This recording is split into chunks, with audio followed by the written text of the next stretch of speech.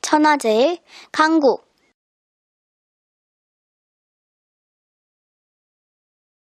자, 이제 지금부터 지금 미국의 셧다운이 지금 잠시 3주 동안 그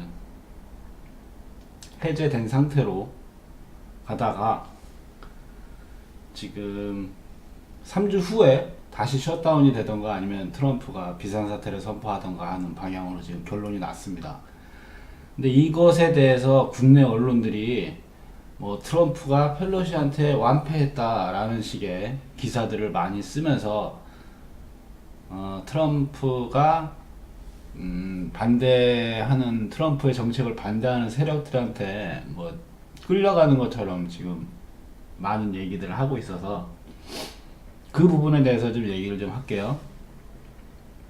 자, 이번에 얘기 나온 게 3주 동안 일단 유예를 하고 셧다운을 풀고, 그리고 3주 그 기간 동안에 답이 나오지 않으면, 해결이 되지 않으면 트럼프가 다시 셧다운을 하던가 비상사태 선포하겠다 라는 게 골자죠.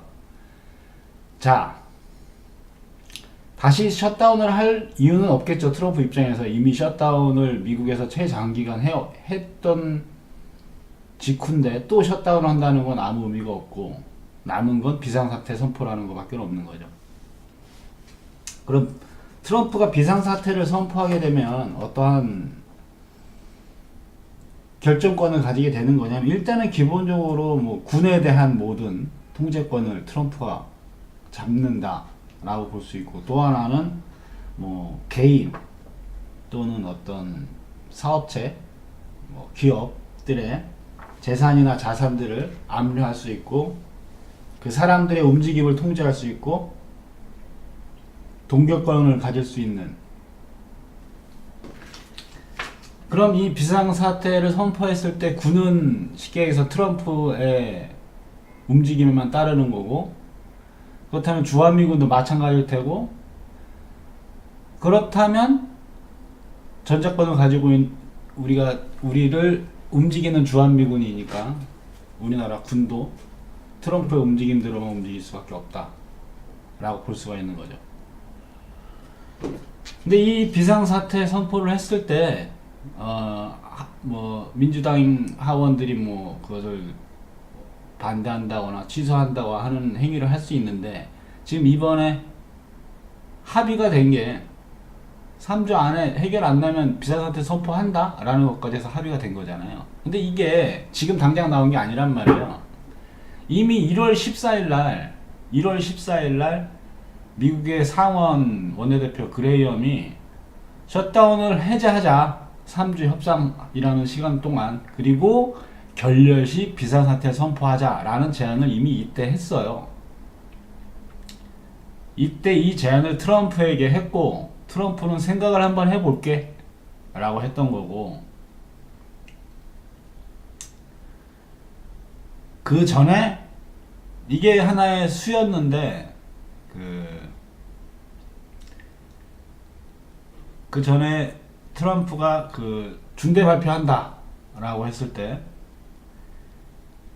그때 나온 게 이민자들에 대한 그 불법 체류 청년 추방 유예 제도라는 다카, 이것을 맞교환하는 대안 마련을 민주당에게 던졌고, 민주당은 그걸 반대해서, 쉽게 해서 트럼프 대통령이 한 제안을 민주당 쪽에서 거절한 걸로 됐죠. 근데 이거는 이 기사를 보면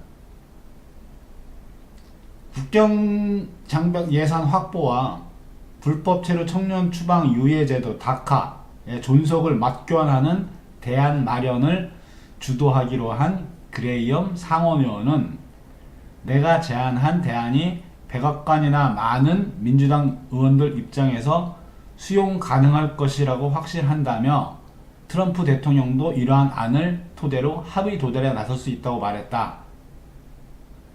그러니까 이건 지금 이 다카 존속, 이 다카하고 맞교환하는 거는 트럼프의 의견이 아니라 그레이엄 공화당 상원의원의 주장이었던 거고, 그것에 대해서 얘는 트럼프 대통령도 만족할 거다라고 얘기를 했는데, 이와 관련 마이크 펜스 부통령은 트럼프 대통령이 이러한 대안을 내케하지 않는다면서 트럼프 대통령은 다카에 대한 대법원 조치를 기다리는 게 낫다는 입장이라고 밝힌 바 있다.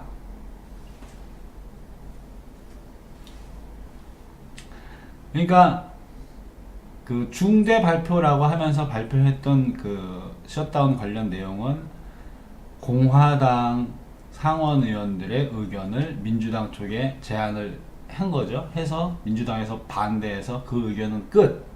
더 이상 진행될 수 없는. 그리고 그 다음 카드, 지금 그레이엄이 얘기한 셧다운 해제 3주 협상 결렬시 비상사태 선포 제안, 이것이 지금 최종 결정이 난 거죠. 자, 이것을 민주당에서도 받아들여서 지금 3주간의 협상 시간이 생겼는데, 이게 날짜를 보면 참 재밌는 게 2월 15일까지예요. 2월 15일까지 민주당 쪽에서 이 장벽 예산, 단순히 이건 장벽 예산이 아니라 트럼프가 하고자 하는 정책을 반대하지 않고 그대로 따라오느냐 마느냐 하는 문제라고 저는 예전에 한번 말씀을 드렸죠. 그냥 단순히 장벽 하나만 갖고 지금 이렇게 하는 게 아니다라고. 2월 15일까지 쉽게 해서 트럼프가 하고자 하는 어떤 그 정책들을 진행이 제대로 안 되면 트럼프는 2월 16일 날 비상사태를 선포할 수 있는 조건이 만들어진 거죠. 그럼 2월 16일은 북에서는 광명성절이라고 부르는 명절입니다. 전 김정일 국방위원장 생일이죠. 날짜가 참 희한하게 맞아떨어지죠. 자, 그러면 이 셧다운을 3주 동안 유예하면서 왜 트럼프는 정상화를 시켜야 하는가? 지금 2월 말 그리고 2월 초에서 중요한 것들이 엄청나게 다 몰려 있어요. 제일 첫 번째, 북미 협상. 자, 북미 협상 지금 이제 스웨덴에서 실무진들이 최선희 부국장하고 그다음에 비건이 만나서 남북미가 만나서 실무적인 협상을 했다라고 이제 우리들은 알고 있는데, 남북미가 아닙니다. 스웨덴에서 있었던 회의에는, 자, 조금 전에 제가 소개한 기사는 1월 14일자 기사고요. 자, 요거는 1월 18일자 기사입니다. 로이터 통신에서 북미 외교관 스웨덴서 회담 중 최선희 비건 곧 합류할 듯.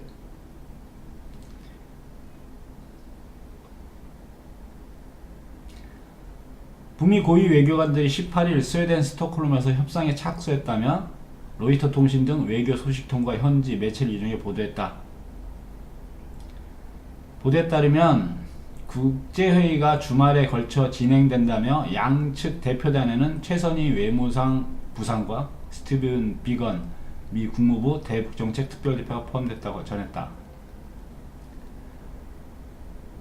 앞서 최 부상은 지난 17일 오후 스웨덴 스톡홀름에 도착했다.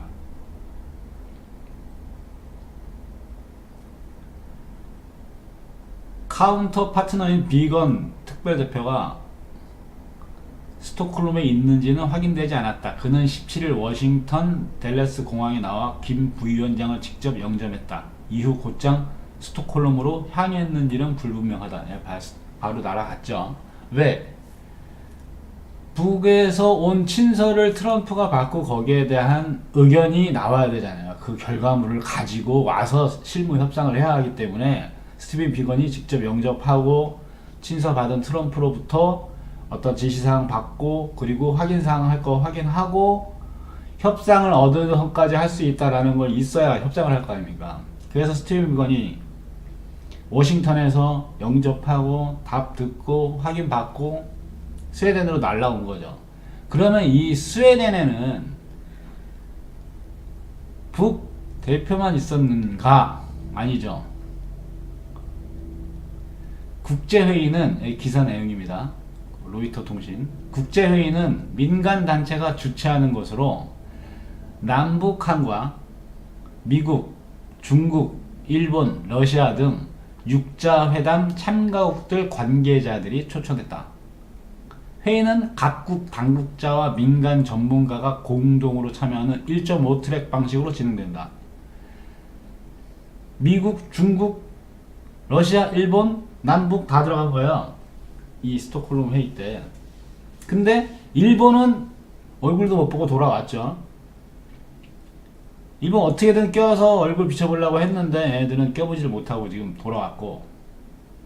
자, 일반적으로 1.5트랙 회의에 북한 부상급 고위 당국자가 참석하는 일은 거의 없기 때문에 최선희 부상의 이번 참가는 이례적이다. 따라서 이 회의에서 미국 측과 비핵화 및 2차 북미 정상회담과 관련한 실무 협상이 진행되는 것이 아니냐는 전망이 쏟아졌다. 자, 북한 부상급 고위 당국자가 참석했다라고 하면 이례적으로 중국, 러시아도 마찬가지로 고위급이 참석을 했겠죠. 근데 중국, 러시아에서는 어느 급이 나왔는지 공개를 하지 않고 있습니다. 하지만 중국, 러시아도 고위급이 이 회의에 참가를 했다. 그 이야기는 북미 협상 관련된 이후의 상황, 중국, 러시아가 어떠한 역할을 해야 되고 무엇을 해야 될지 이런 얘기들이 다 같이 이루어졌다라는 거예요. 그러면 이거는 미국이 깨고 싶어서 깰 수 있는 수준의 대화 내용들이 아니다 라고 볼 수가 있는 겁니다. 자, 이렇게 지금 이 북미 협상에서 나온 내용들을 지금 트럼프는 실행을 시켜서 결과물을 만들어야 되잖아요. 왜?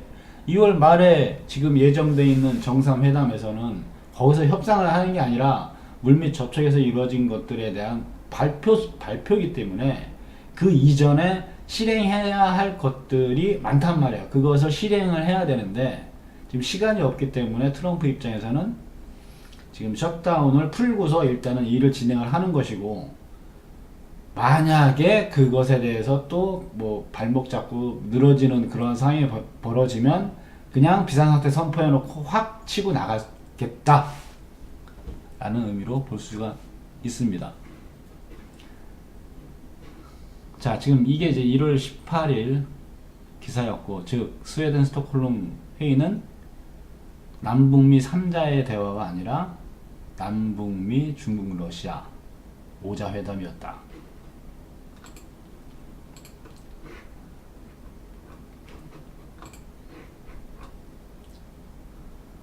자, 그리고 관련해서 스웨덴 1월 23일 기사인데요. 스웨덴에서 올해 봄에 북핵 6자 회담국 참가하는 또 다른 회의를 추진 중이다.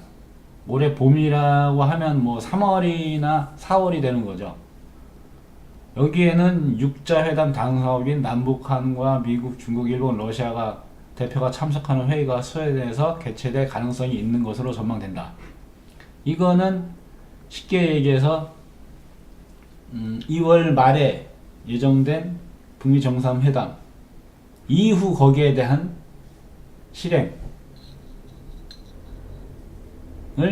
구체적으로 다시 또 협의를 하는 회의가 이미 잡혀져 있다 라는 얘기입니다. 이때 과연 일본이 여기에 끼어들 수 있을까? 그건 일본 하기 나름이겠죠.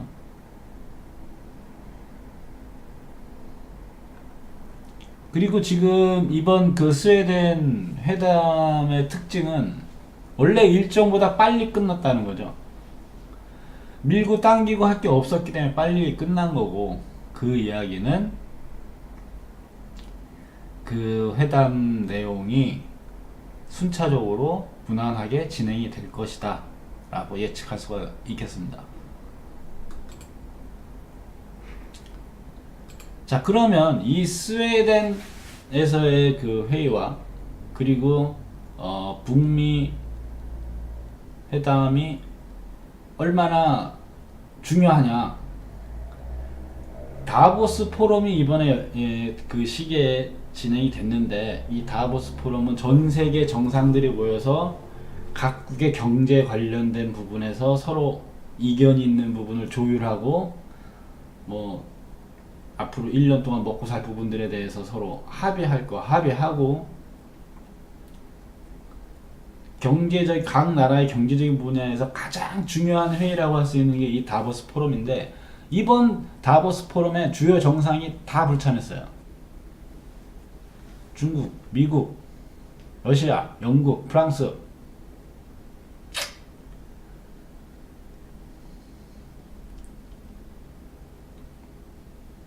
그 이야기는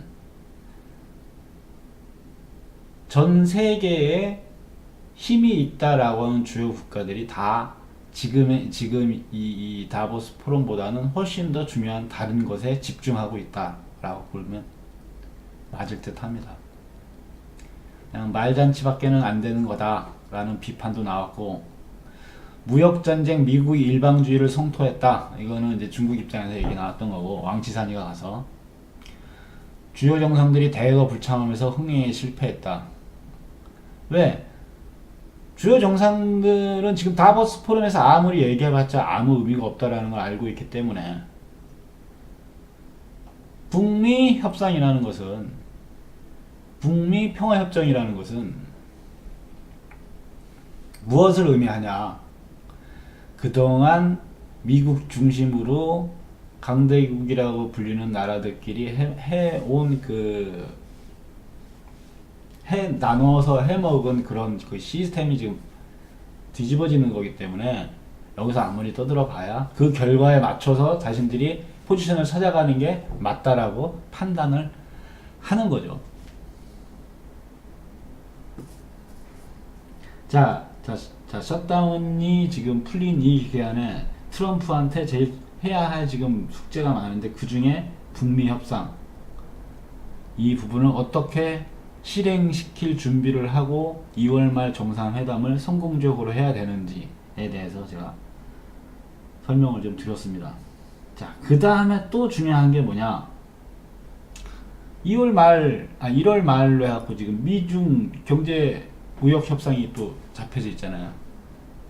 이 부분도 해결을 해야만, 지금 트럼프는 기존의 미국의 경제 시스템을 지금 바꾸고 있단 말이에요. 무기 팔고 전쟁에 개입해서 먹고 살던 미국의 경제 시스템을 이제 자국에서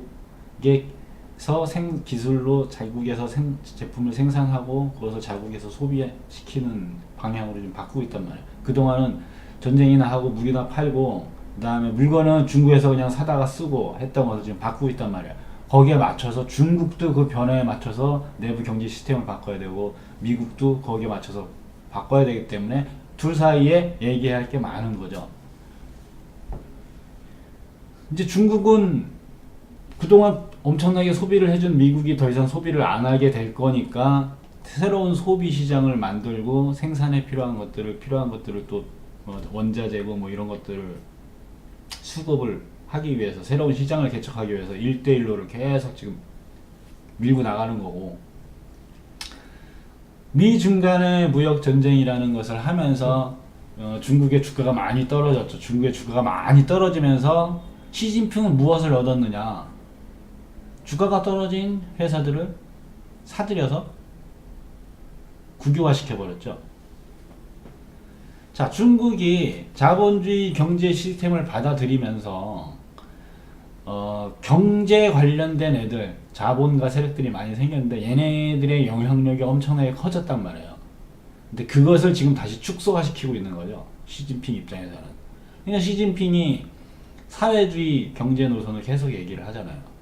완전 자본주의로 해서는 주변 다른 그 자본가 세력들한테 나라를 휘둘리니까, 이제는 그것을 막기 위해서 지금 사회주의 경제 제대로 가는데, 그러자면 기존의 자본가 세력들이 힘을 줄여야 되니까 미중 무역 전쟁을 통해서 주가 떨어졌을 때 사들여갖고서 국유화 시키는 것이 과연 중국에게는 손해만 되느냐? 중국의 시진핑 입장에서는 손해만 보는 것은 아니라는 거예요.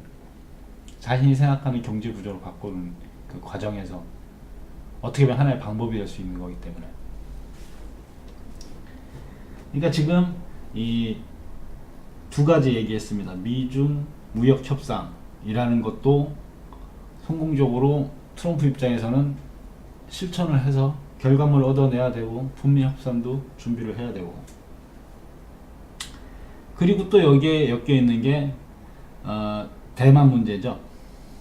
그동안 그 중국을 위협하는데 하나의 지렛대로 활용을 해온 대만 문제. 지금 대만 문제가 지금 얘기가 지금 거의 잘 안 나오고 있는데,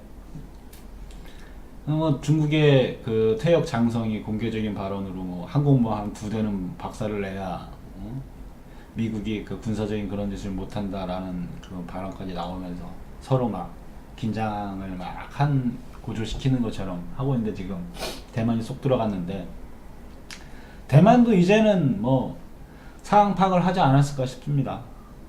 미국이 자신들을 이용하다가 이제 떠나는구나.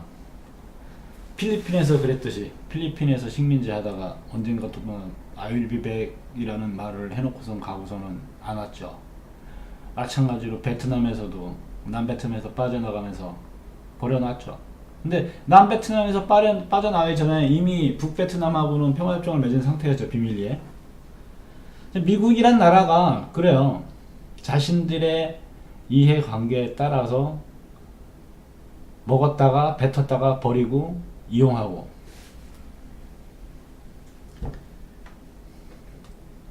그걸 뭐라고 할 수는 없는 거죠. 걔들 입장에서는 그게 자기들이 살 길이고 자기들한테 유리한 길인데, 우리한테는 불리하니까 니네 그러지마? 그건 또라이들이나 하는 소리고,